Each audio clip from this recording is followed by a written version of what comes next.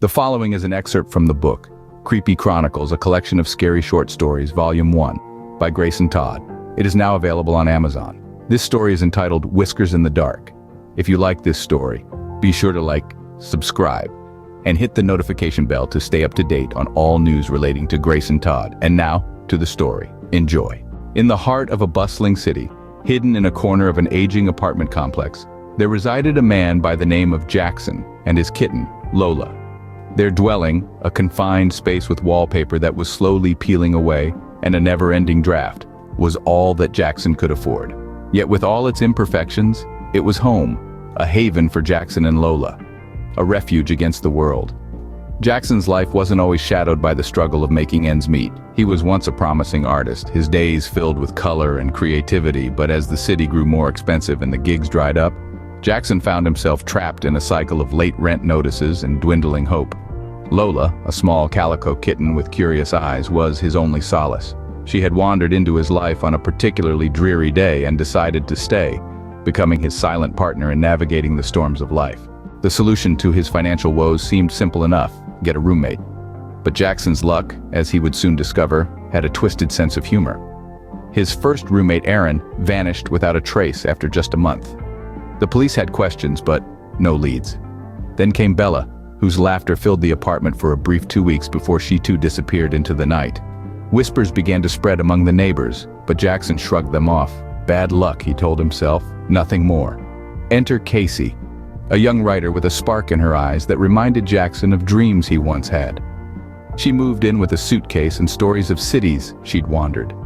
Lola took to her immediately, a rare sign of approval. For a few days the apartment felt alive again, brimming with potential and whispered secrets. But Casey hadn't been seen in days. At first, Jackson assumed she was caught up in her writing, lost in the world she spun from her imagination. But as the silence stretched on, a cold dread began to take root in his heart. He questioned Lola with a half-hearted joke. "You haven't seen where Casey went, have you?" Lola's only response was to stare at him with her deep, knowing eyes before turning away, a silent sentinel guarding secrets Jackson couldn't fathom. Lola's behavior had grown increasingly peculiar since Casey's disappearance. She insisted on her litter box being cleaned multiple times a day, an odd request for such a low-maintenance companion. Frustrated and strapped for time, Jackson found himself wrestling with the litter box one evening, the last of his patience wearing thin. With no trash bags left and a growing sense of urgency, Jackson decided to take the entire litter box down to the dumpster. The night air was cool against his skin, a welcome relief from the stifling apartment. He stumbled, cursing under his breath as the contents of the litter box scattered across the ground. "Hey, watch where you're dumping that!" The voice came from a shadowed figure nearby, a homeless man who called the alley home. Jackson apologized, but the man's attention was already fixed on something among the debris. "What the?" Jackson followed his gaze and felt the blood drain from his face. Among the clumps of litter were unmistakably human fingers, pale and lifeless. The scream that tore from Jackson's throat was primal, a sound of pure terror.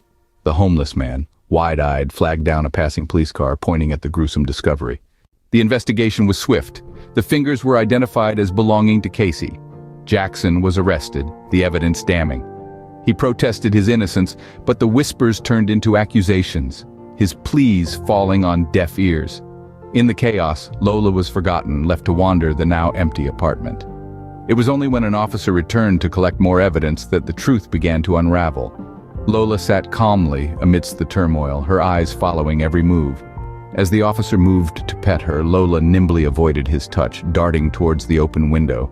The officer, following a hunch, examined Lola's litter box, now a central piece of evidence. Buried beneath the surface, he found traces of what could only be described as evidence of a predator, not a pet. The realization dawned slowly, a horrific understanding that twisted the narrative into something unimaginable. Jackson, now a suspect behind bars, was confronted with the truth. Lola, his silent, comforting companion, harbored secrets far darker than he could ever have imagined. She was not just a cat, but something else, a creature that defied explanation, disposing of roommates with an efficiency that chilled the blood. Jackson was released, and his name cleared, but his life forever changed. The apartment stood empty, a silent witness to the mysteries that had unfolded within its walls. Lola was never seen again. her legacy a whispered tale among the residents of the complex, a chilling reminder of the mysteries that lurk in the shadows.